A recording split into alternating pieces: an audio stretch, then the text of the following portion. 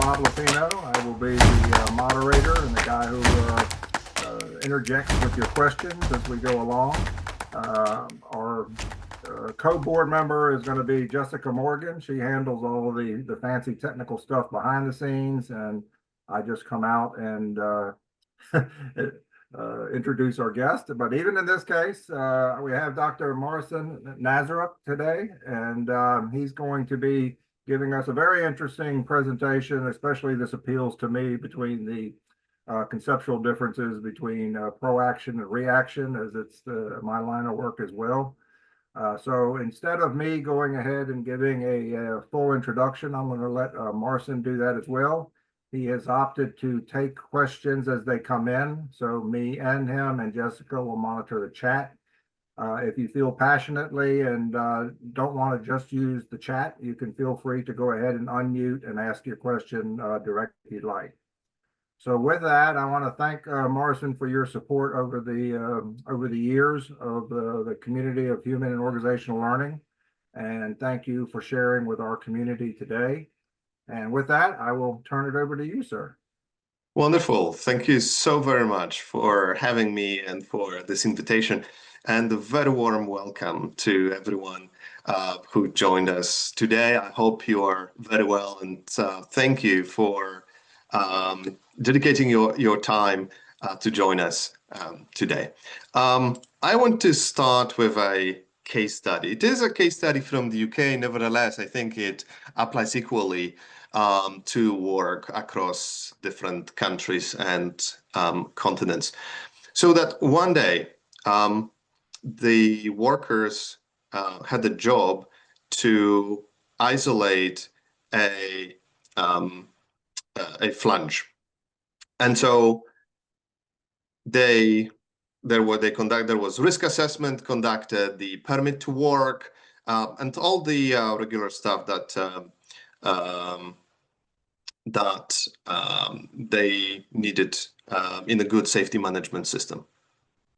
And on that day, they approached a wrong area, and they started then working on the wrong flange, the one that was not isolated. It blew and killed them. So 2 people lost their lives. And when the case went to court and the investigation, criminal prosecution, and all that, the judge said that the company should have predicted and prevented the fact that, or should have better managed the risk of workers working on the wrong piece of equipment and approaching the wrong flange. And they approached the wrong flange despite risk assessment in place, because these flanges looked very, very similar. And so it was a mistake, but a deadly one. And so that sets the tone for what I would like to share with you. Identifying and controlling hazards is not enough to effectively reduce risk in operations. My name is Dr. Morrison Nazaruk. It's like Martin with the C instead of T. And I spent over 20 years in various high-risk industries, from power generation to heavy manufacturing to over a decade in oil and gas. And 3 years ago, I left corporate life and started on my own. And there I also accessed even more industries, from mining to pharmaceuticals and many others. And I'll show you some examples from different industries today. But in my journey, I was very privileged to being able to bridge the world of academia, and therefore having access to research and science, and the world of practical implementation. Not only my professional doctorate was focused on me spending all that time in the front line and then using science to create change. I've spent very long time and long days, many days in the front line, operationalizing concepts, ideas, and research.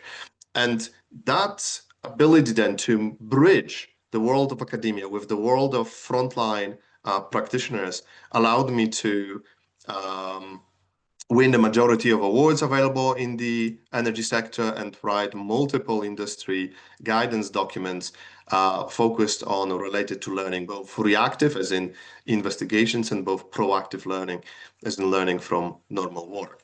And the most recent one that I wrote for the Energy Institute, it's a global organization, although headquartered in the UK, is about the risk assessment and integration of HOP and human factors with that process.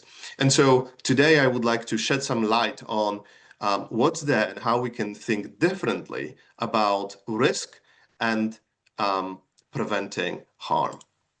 And we'll start with an exercise. Please prepare pen and paper or open an application on your computer, something that would allow you to write down a couple words and couple notes. Okay. What I'm going to show you is a picture, and I would like you to identify as many hazards on that picture as you can in 60 seconds. Okay, so I will be measuring time here on my desk, and we'll do the countdown, and I'll show you a picture, and then try to identify as many as you can in 60 seconds. All right, are we ready to go? So 3, 2, 1, go.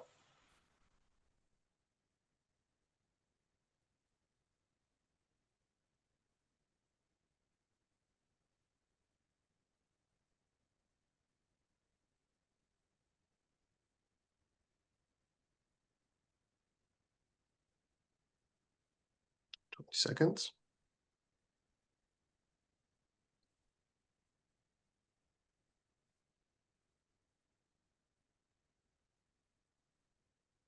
30.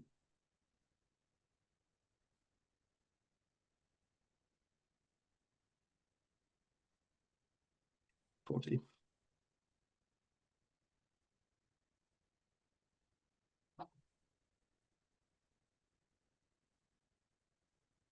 50.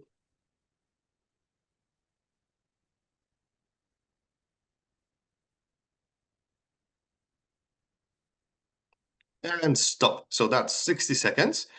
And now, please count how many hazards you identified, and please put your number in the chat.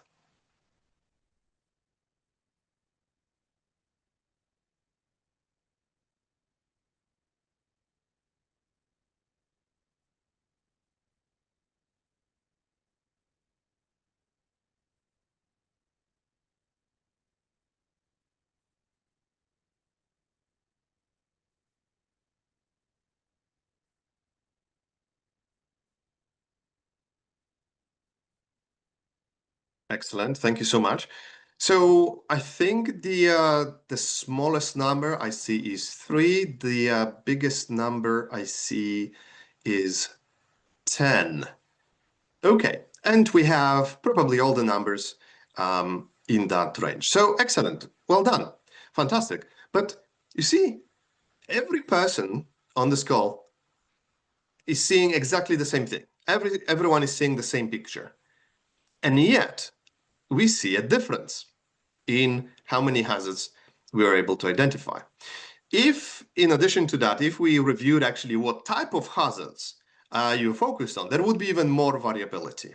And even people with the highest number probably did not identify hazards identified by other people.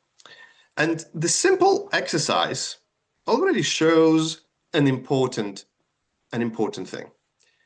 We see the sources of danger differently. And when things go wrong, it's easy to say, oh, this person failed to identify hazards. But of course, I could blame you for not identifying everything, but it would not change anything. And so the question that we can ask is why people don't see hazards, because failure to recognize hazards is a common root cause in incident investigations. And leaders often ask, how could they have not been aware of the hazards? And therefore, let's make workers aware of the hazards so that we don't have accidents. And that hazard awareness is often the foundations of many campaigns I've seen over the years. But there is so much more to this than meets the eye. The ability to recognize hazards is linked to safety knowledge. So as an example, there was a research on workers sewing asbestos, and found that some of these workers were not wearing the breathing protection. And when researchers explored what's behind it, they discovered that the workers believed that the asbestos is dangerous only when they could see the particles of asbestos in the air, which you probably know is not the case. The particles can be so small that not being visible, and yet they would penetrate the lung and could lead to asbestosis or other difficulties. But the understanding of physics, of how this works, was at the foundation of that perception. And people are not born with that understanding, and this is obtained through education, mentoring, and experience. And if people don't know how radiation works, there is no amount of intuition that will explain it correctly to them. The next is experience in identifying hazards. In one company, a group of apprentices was asked to note down all the hazards they saw in the workplace. And not one apprentice noted down more than 40% of the hazards compared to the master list put together by the safety experts. So identifying the sources of danger is a skill that needs to be practiced and developed. And research consistently shows that individual workers identify 40 to 50% of hazards in the workplace compared to a group of safety professionals. Typically, those who are trained in safety are able to see and identify more.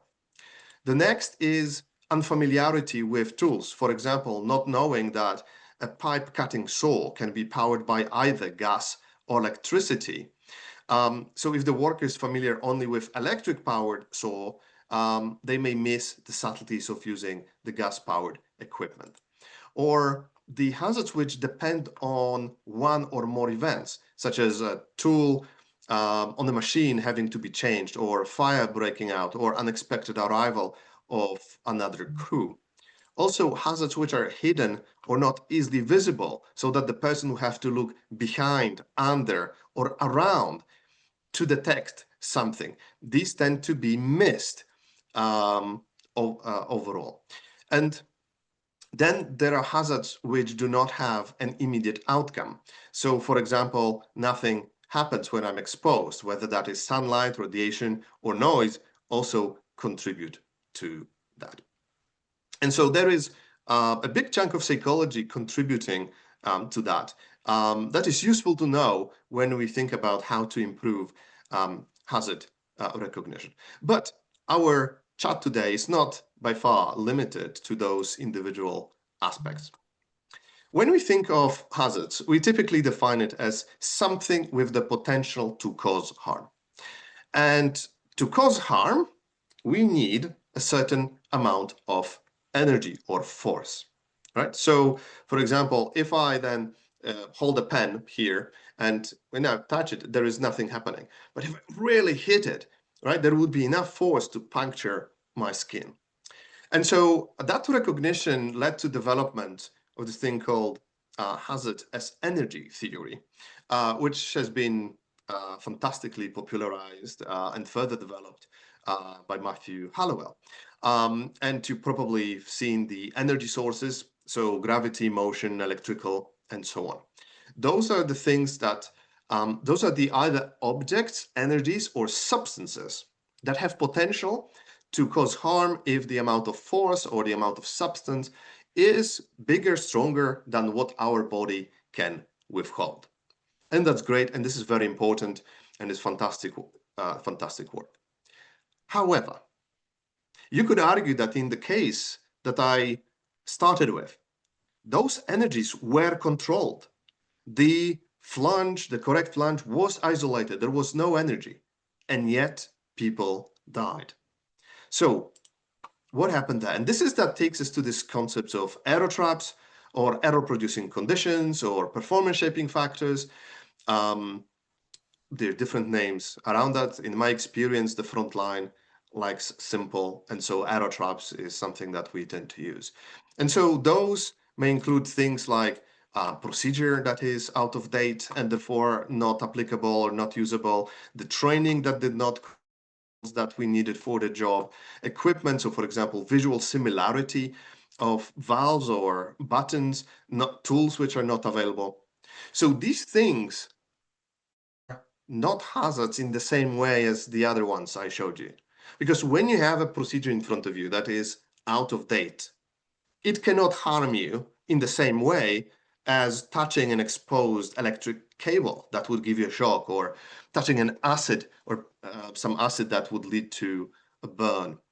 And yet, those things do increase the risk because they may either lead to mistakes or adaptations or workarounds um, or deviations that may then contribute to failure. In the same way as in my scenario, the visual similarity of the flanges and the areas contributed to a mistake of approaching a wrong area. And now these error traps, they lead to adaptations. So for example, if the procedure is not suitable or not adaptable or is wrong, then people may create their own procedure. Or if the tool that I have, let's say my job is to unscrew some bolts and I've got a wrench and I try to use the wrench with all my force and it's not moving, then what I can do, I can deal with that. I can adapt to that, work around that problem, and for example, put a long pipe on the wrench, which extends my arm or extends the wrench arm, creating a lever, allowing to get more force um, on the nut there. And so those are examples of adaptations which are dependent or driven by the error traps in place. And so now let's try to put it together in a very simple example. I'll mix up daily examples with industrial examples as well. But here you've got two cans, two spray cans. One is the cooking spray and another is a lubricant. So if we think of a hazard, type in the chat, what would you say is a hazard?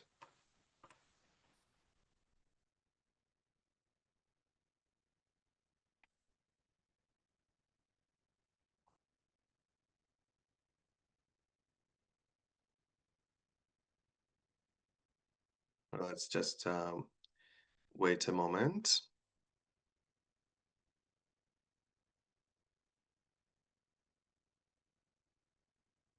Okay, excellent. So I see that many people are drawn to the color.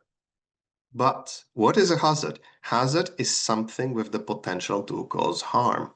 Does color have that potential? Well, not directly. So what has that potential directly? So it is the chemical. If ingested, that's the easiest use, most likely. But also I see that people highlighting pressure and flammability, which is, yeah, absolutely, which may be the case as well. But in terms of if in the context of cooking, so imagine you are doing a steak for your family and you are focused on your steak. Here, of course, the danger comes from either ingesting the wrong chemical or somehow this being ignited. So then what is the potential error here? So error is a form of behavior. Behavior is something that you can see, that you can observe. So if you were standing there, observing somebody cooking it with those two cans next to them, what could you see? What's the actual error?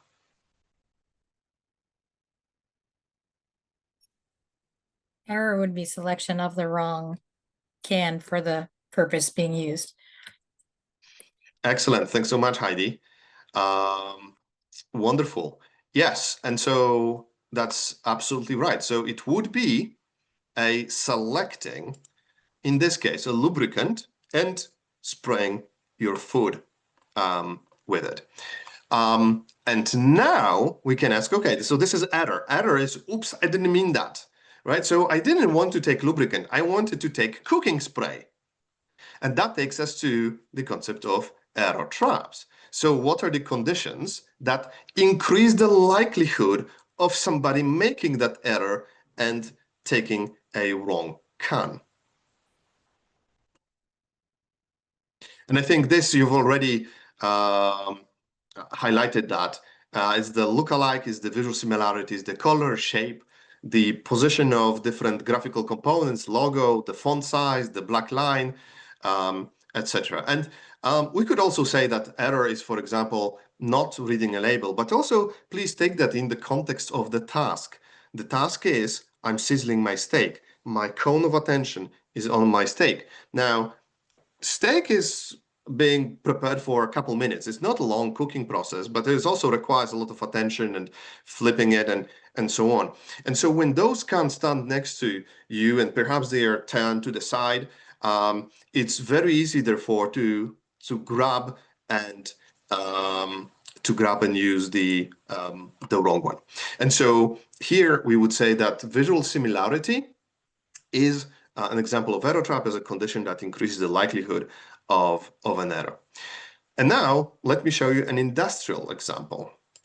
So here you can see, this is illustration based on the photograph, but you can see a worker who operates a control panel, and their job is to press the right buttons. Some buttons are green, some buttons are red, and they have to also put the hand through the pipes. The pipes restrict the visibility and they restrict the movement. And so now let's compare the hazards for this with the error traps for this. So if we look at hazards, well, there are some electrical components. So we have electrocution, hand entrapment, temperature and burn, hearing damage, pressure release. But if we look at the error traps column, we see kind of different type of thing. So the pipes prevent the worker from getting closer to the panel. We know that with age, our eyesight deteriorates, and also the labels on the buttons are quite small. The colors of the buttons is green and red, and if the worker happens to be colorblind, then they will not see the difference between those colors. The labels are small and difficult to read from a distance. It is 3 a.m. in the morning. The worker is tired because the circadian rhythm, the sleepy period, sleepiness kicks in. Typically, this is a 2-person job, but he is on his own, and the work instruction that he was given is out of date and does not describe how the work should be done, while the radio allowing contact to the control room is not working. So you see that there is a very different set of things that we capture as error traps. And so that recognition is a foundation for the guidance I wrote, and also therefore an opportunity to extend and enhance our risk assessment. So here you see 5 steps to risk assessment. There are many models that start with identify hazards, assess the risk, control the hazards, record and review the control. So that's fine. So here we are proposing to expand it and add a step to also identify the potential human errors and error producing conditions, or the error traps, right? And then think of controls not only for hazards, but also controls for the error traps. And so there is also a different approach to risk assessment that would focus on first breaking the job into steps and then identifying hazards for each step. That often gives us a higher resolution. Job safety analysis is one of the methods with this approach. But here in stage 3, we also, for each step, we would identify errors and error-producing conditions, and then identify controls.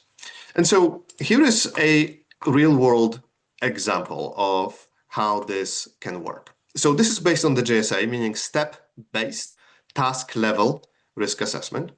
And the task is emptying a chemical tank. And there are many steps. Here I've got an except for step 3. And the step is to close the valves and disconnect the hose.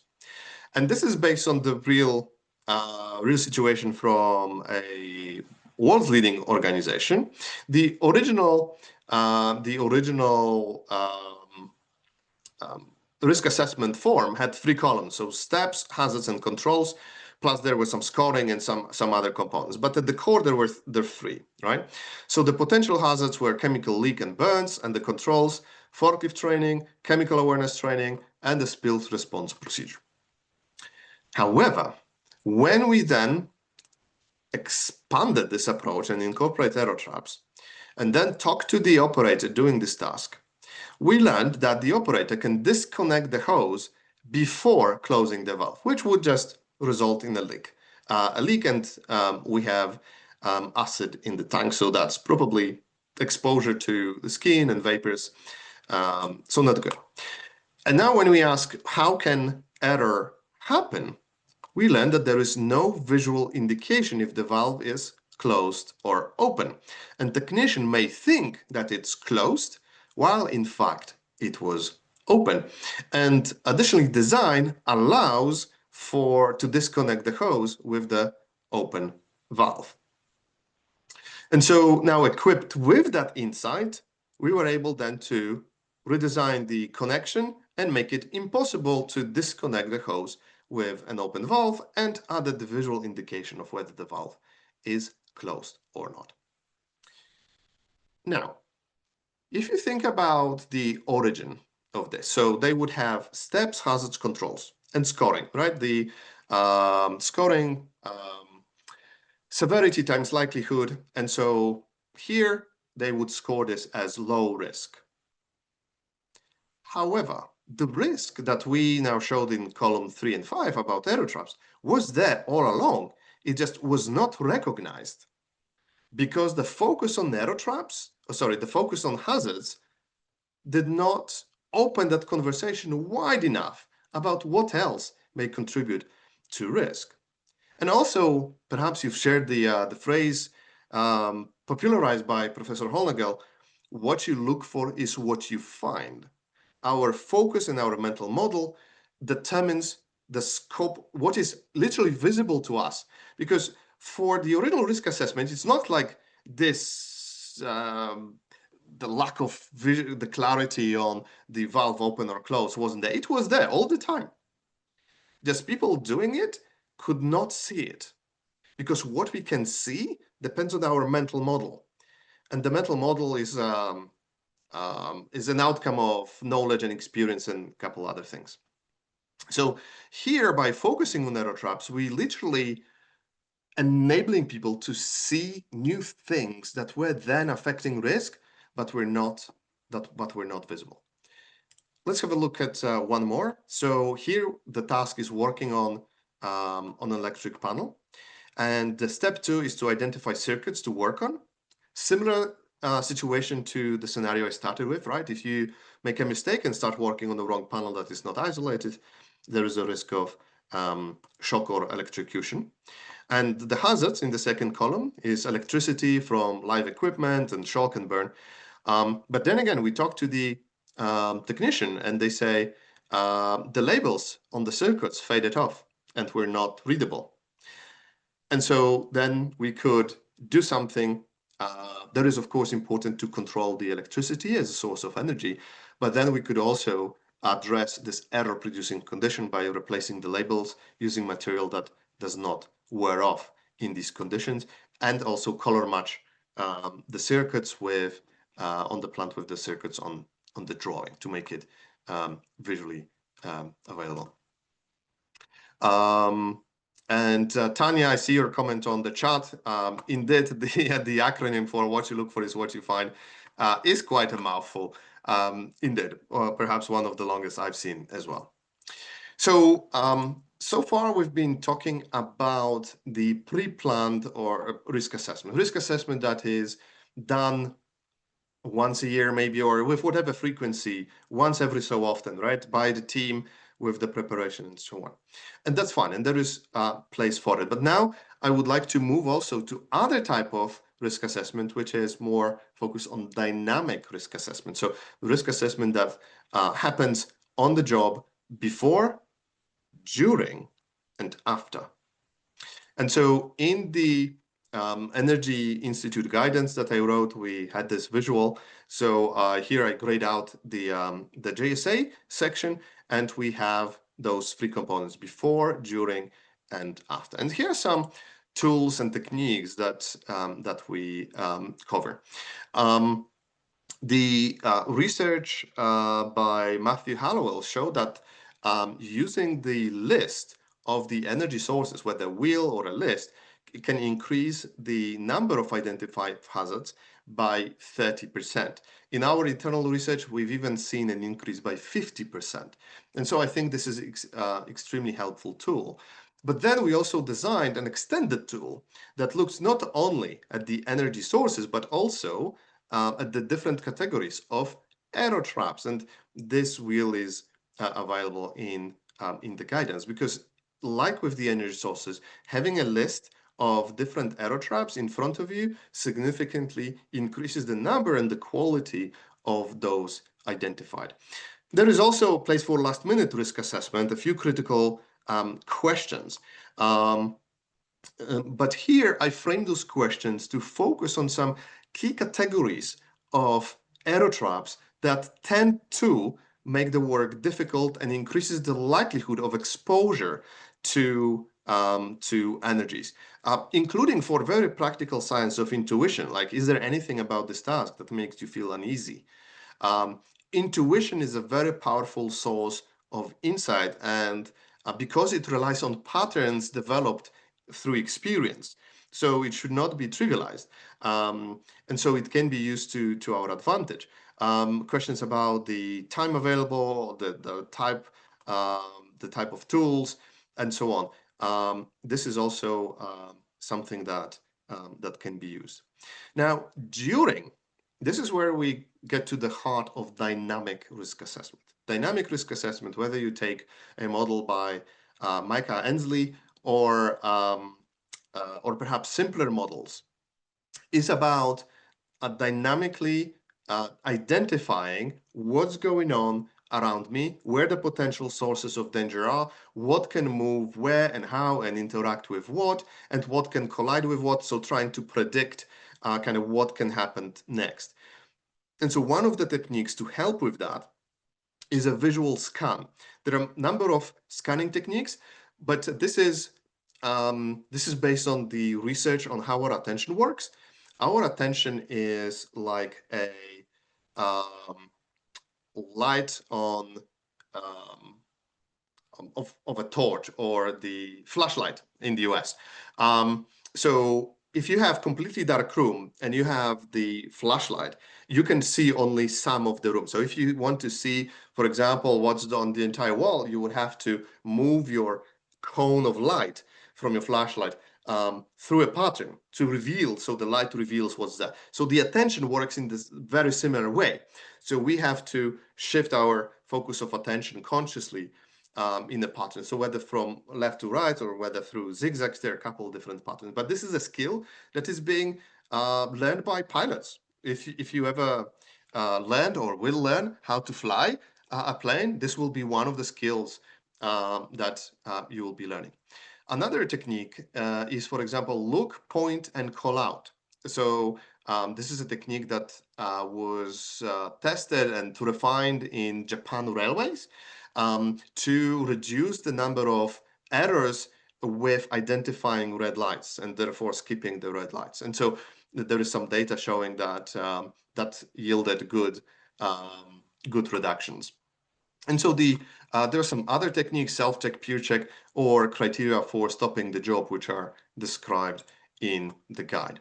And then we have after. So this is the after job debrief, but it's about capturing lessons learned related to risk. So it's still a form of assessment of risk, although not predictive, but rather kind of reactive, reflecting back on what was there on our job, in our situation, that increased the risk of failure or the risk of mistake or the risk of non-compliance, and what we could improve for the next time.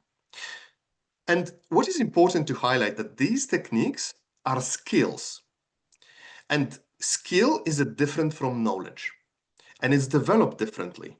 Because if you think about a very simple example, let's say that you want to learn how to swim. You've never swum, and you want to learn how to swim. And let's imagine that you read the textbook about it. So 200 pages, all the swimming techniques, etc. You could memorize all the techniques, and you get into the water, and you would not swim. It may be helpful to an extent knowing what good looks like, but you would not swim immediately just because you have knowledge. And the same applies here. If you try to get people to use those techniques by just giving them awareness that these exist, they will not use it effectively or proficiently. This is a skill that requires practice, and especially the dynamic risk assessment piece, where you have to be directing your eyesight and noticing. This is a skill and awareness of that those techniques will not result in people doing that to a high quality. And that takes us to a question about how to implement this in the front line, how to make the most out of it. Because you will face many problems, I bet, because there was no company that I was in, whether when I was with corporate or now working more independently, there was no company where this was not the case. And so here you can learn on our mistakes or our insights and get better because of that. So one is confusing error traps and hazards. So even look at what happened in our exercise with toucans, right? I started with definitions. And then when I asked what the hazard is, we still had a lot of people saying, oh, these are the what would be classified as error traps. That is natural. That happens every time. But to make the most out of that, we need to learn how to differentiate it well, because otherwise it will be a mishmash and will not get the value and therefore the risk reduction out of it. The next common is using behaviors as error traps. So for example, selecting a wrong tool, pushing a wrong button, keeping hands away from pinch points, behavioral advice. So sometimes people put those things as error traps, and this is not quite right. It tends to lead to solutions that point finger at the individual and advise you always follow procedure, and this is not helpful. Then we have confusing cognitive states with error traps. So for example, saying that error trap is not knowing, not being aware, underestimating, assuming, not paying attention, overconfidence, complacency, all those different labels, which partially stem from our natural tendency to explain behavior by referring to personal characteristics described as the fundamental attribution error phenomena that impacts or affects the majority of population. Partially there is that, partially there is mental models that we have about work, partially it's inability to extract context, which is invisible.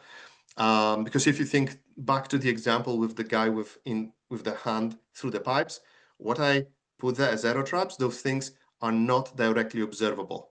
You would have to have a conversation, right? And so if we don't have the skilled conversation to unpack this, we won't know, and it's therefore easier to say, oh, the person is just not paying attention. And the question is how to develop these skills among the HSE who leads supports the HSE ops and frontline employees. Because when you give people a template, and we try that, what happens is that people find more of the same, and you've got just resulting in frustration saying, the new initiative and there is nothing, no difference, we just wasted our time. But when we use the very same form, but with person who who has a skill, then that leads to very different outcome. And there is also a question who will coach and ensure the quality in the early stages, and how to use common understanding of use times. Because if you introduce error traps and then leaders were not briefed, and then you present them results, they will give you a strange look, like what are you talking about? What is it? So when we help the front line to develop those skills, we see also an interesting tendency, is that people have tendency to oversimplify the sources of danger. So when we use, for example, the list of the wheel or the list of the energy sources, we have the tendency, or people have tendency to just use that word. So let's say hazard is gravity or hazard is motion. And here I'll show you 3 levels of quality. But saying that hazard is gravity is not that helpful, right? It's not specific enough. The second level is pointing to a generic risk, like a dropped object or moving vehicle. That's a bit better, but still it's very generic. And for us, in order to help with the dynamic risk assessment and develop that skill, we need to help people to develop skill of being very practical and very specific. So here, for example, when we put the pallet on the top shelf, the lighting is poor and the driver can push the pallet too far and it could fail. And so this type of articulating is effortful. It's at the beginning, it's tiring, but also then what it does once people learn to how to do it that way, it skyrockets their ability to see danger because they can contextualize and connect the different influences that affect the danger, meaning risk of failure. And we know that giving people the list of energies can increase the number of hazards identified, but does not automatically improve the quality, would not automatically lead to level 3, as here. And so we can ask, okay, yeah, go ahead. I just wanted to bring a comment to light, and Mike can unmute if he'd like, but he asked, should you categorize humans as a hazard? Human fallibility and error traps are the catalyst that results in hazardous conditions or situations. Great. Thank you so much, Bob, for prompting that, and Mike, thank you so much for your question. So my answer to this would be no, and here is my rationale. Number one is, if we want to be consistent with the approach to energy sources, well, that by default takes us to objects and energies and substances that when exposed to human body in forces or quantities bigger than what we can deal with, that leads to harm. Now, number two is, if we did categorize humans as a hazard and keep it at that generic level, well, that is a trigger for the fundamental attribution error and tends to drift the conversations among leaders, among HSE professionals, supervisors as well, towards, if something failed, it was the person. And why? Because in our risk assessment, we show that the person is a hazard. So there must be something about them. And in complex industrial environments, this is huge oversimplification and distortion of the operational complexity. And three, or the third point, is that it's worth also taking into account the behavioral science and how they operationalize behavior. So behavior is an action that you can see. And therefore, to put it all together, the hazard as something with potential to cause harm is a different category of things than behaviors, which then, yes, they may trigger, they may release, they may, but also we tend to focus on the front line.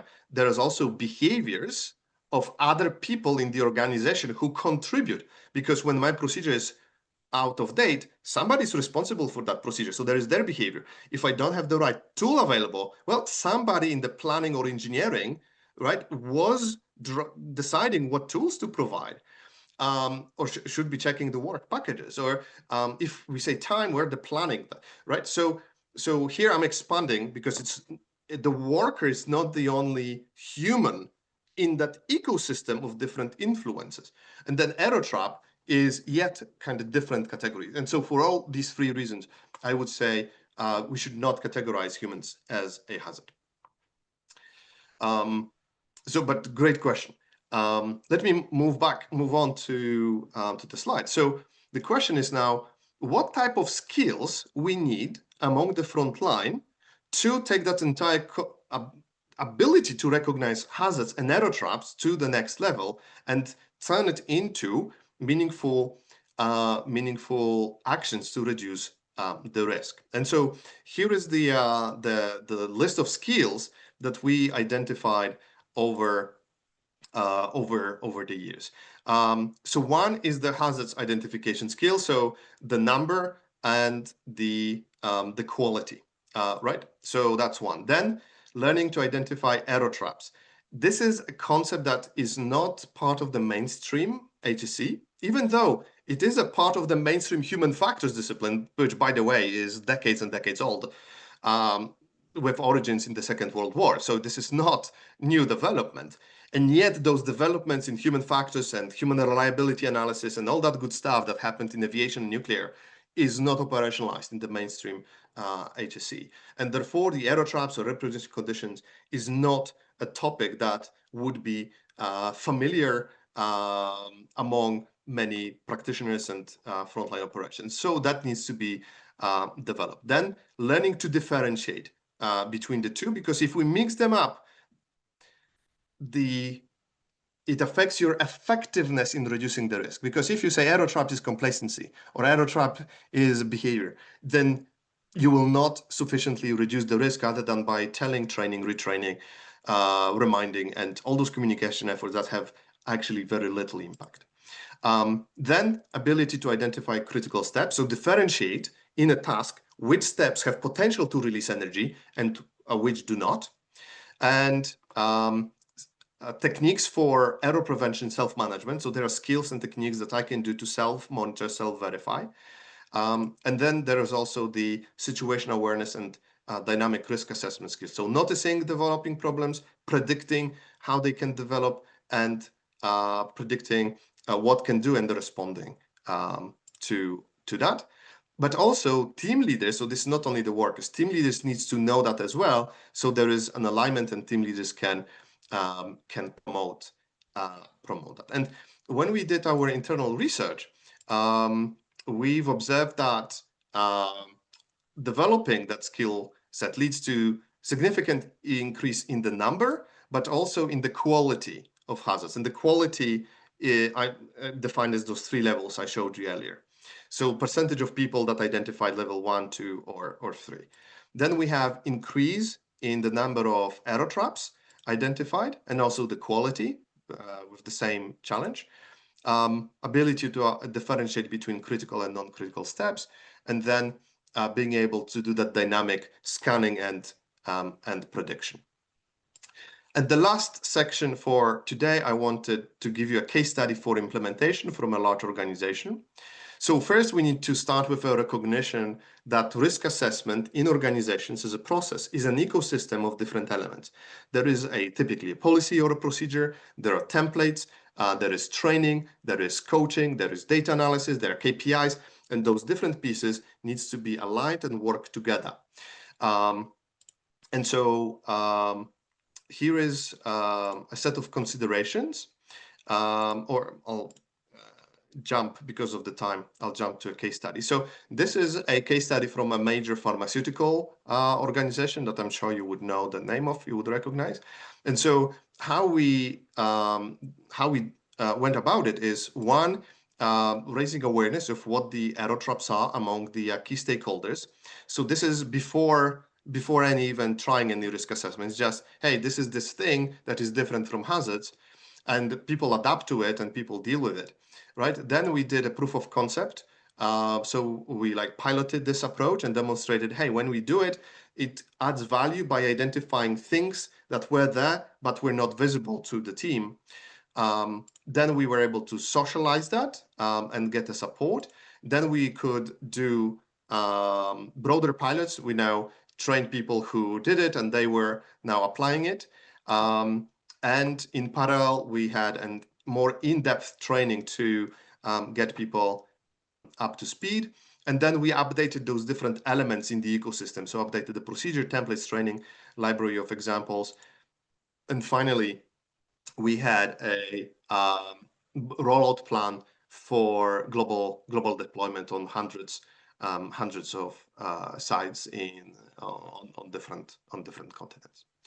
So this is a little bit of my experience in this area. And before I stop, I just want to share one very exciting news as well for me. And I hope that for other people as well. But in a couple of weeks, on the 18th of September, my book on learning from normal work, how to reduce risk when nothing goes wrong, will be available. We had a number of people in the kind of pre-publication, pre-read, and testing as well. So I was delighted with the feedback. The book is written. It's the world's first industrial novel. It tells the story of John, who is a senior HSE director for a major corporation, who is tasked with implementing learning from normal work from scratch. And the book tells his journey and attempts and failures and pilots that didn't work and lots of things that we've seen. And even though it's a form of industrial novel, it's not fictitious in a typical sense, because the persona and the situations are based on real situations from real organizations that we've seen over the years. So it's like a mixture of different situations and successes and failures as well. So you can think of it as a real world case study from multiple organizations under the umbrella of a story. With multiple examples and illustrations and case studies from little organizations as well in the second part of the book. Very excited. It's been very long, very thoughtful, over 2 years in writing. So I'm delighted to see the light in the tunnel finally, and we're now putting this on Amazon and other shops. So with all this said, thank you so very much for your time today, and I welcome any questions that you may have. And I see, yeah, go on, Bob. Sorry. No, you're watching the same chat. I was just going to highlight Jennifer is asking, is it possible to see that slide with the percentages of improvements, based on the formal implementation? Jennifer, the simple answer is yes. A bit more, the second part of the answer is improvement in what? Because there are multiple criteria that could be applied. But yes, it could be presented side by side. I don't have it here in this pack. We could pull it together, we could pull it into a slide if needed. And I see Jillian has her hand up. Hi, thanks so much for the presentation. It was great. I'm curious, you said like in the plan of like rolling everything out and implementing everything with the air traps, you said socialize it with key stakeholders. And I think something I struggle with is like who would you say is a key stakeholder? Is it people like down to the crews in the field? Is it leadership? Is it like at what level of literacy does each level need, do you think? Excellent. Thanks so much, Jillian. And of course, in large organizations, who is a stakeholder depends on what you want to do and Right. therefore the scale of the program, right? So here, because we were envisioning a global change, a global transformation, right? The stakeholders were people from corporate safety, corporate quality, corporate operations as well, including vice presidents, the would be some engineers involved in the risk assessment process. There would be site managers as well. There would be HSE team on the site. So we had site level and we've got corporate level, right? And so here, this point number 3 on the slide, it was a number of meetings with those different groups in different configurations saying, hey, this is what error traps are, this is the value, this is example, right, from the proof of concept, and we would like Q&A, and then we would like your permission for a pilot to further validate it and test it in more on selected sites. So I think that is different from if I was targeting only one site, then I would then go with the management, site management, HSE, and then I would ask who else is in a position, formally or informally, to veto it. So if this person doesn't like it for whatever reason, they can create influence, formal or informal, right? Because informal influence is also very powerful. And so this question tends to reveal, oh, there's actually, this guy in engineering, he has a lot of influence in that. So no formal position in the hierarchy or formal responsibility for the process. And yet, because of the authority that he had, he could steer the success or the buy-in into the program. So those would be some of the groups. Okay, awesome. No, that's very helpful. Thank you so much. Thanks, Julian. I think in the interest of time, and ending on time, Mike did have, let's end with Mike Petrovsky's question. How can organizations promote leadership to evaluate the context of the event, the decision-making moment? Is the organization properly preparing employees to perform the task? This is a wonderful question, but also it hints at a very significant challenge / opportunity, right? Every challenge that. So I think it also is much broader than just the risk assessment.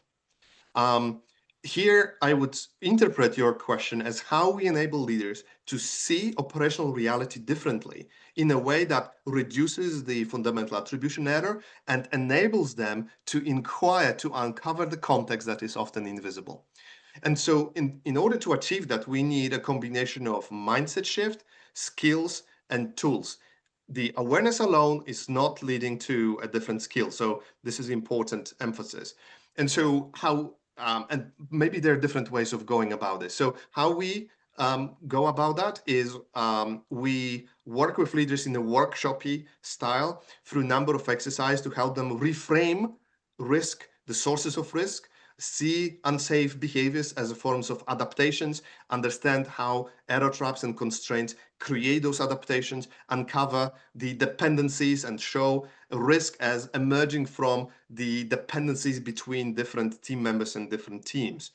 And once we have that shift in the mindset achieved, we can then give them some skills like basic questioning skills to start with, some structured learning conversations, and then risk assessment becomes just a subcomponent where they can apply this transformed mindset and new skill set, right? But also there would be other, whether how they talk to employees, how they do their leadership visits, how they set expectations, how they put pressure on investigations, what they focus on, and so on, right? But all those changes, what they have in common, in my experience, is that transformation mindset and that skill set enablement to be able to uncover the context. Wonderful question. Thank you again. Okay, so in parting, I want to have a heartfelt thanks to you, Marcin. This is coming from me personally, but the fact that oftentimes this topic, people would say that it is always presented from the academic and the research standpoint, and that doesn't have any roots in practical application. That was certainly not the case here with you, and I can appreciate you taking the academic and the research and the scientific side and then putting it into the front line in the field in practical terms. So I was impressed with that, and thank you. Congrats on your book. I know it's a labor of love, and we'll see about getting that posted for you as well on doing that. We do appreciate it. For those who don't know, for these webinars that we do, that for this particular one, the topic is in favor, in the sense that we had over 200 registrations for this particular topic in Marson. So it's greatly appreciated, and we know that this is a topic of great interest to folks. Jessica has some parting announcements for me, that we have 2 more webinars to close out the year. We have Rick Foote coming in September on an RCA topic. And then everybody knows Rob Fisher. He will close us out in October. We're going to change some formats for our webinars. Jessica's encouraging you to go to our website and get on the our database list for the media, and we'll tell you what those changes are going to be. And we're getting ready for 2026, which will be in Denver for the conference. So keep your eye out on being able to see when registration opens for that, for the discounts and things of that nature. Given that, I want to thank everybody for your participation. Without you as our community and supporting these types of topics, and without our speakers who are openly willing to share, then we don't exist. Our uniqueness is that this is a family-oriented type of conference. If you've been to that, it's not just I'm not just saying that for platitudes, is that these conferences are more like family reunions, and that's what makes them unique for us, that everybody's accessible. And I see James Newman holding up his HLM. I can appreciate that. Thank you, James. For those not in the know, the HLM is a high-level meeting, and we have a lot of HLMs at the conferences. So with that, I thank everybody. Everybody have a great week. And Jessica, thank you for being the Wizard of Oz behind the curtain and making sure that everything runs without a hitch here. So everybody have a great day, and thank you.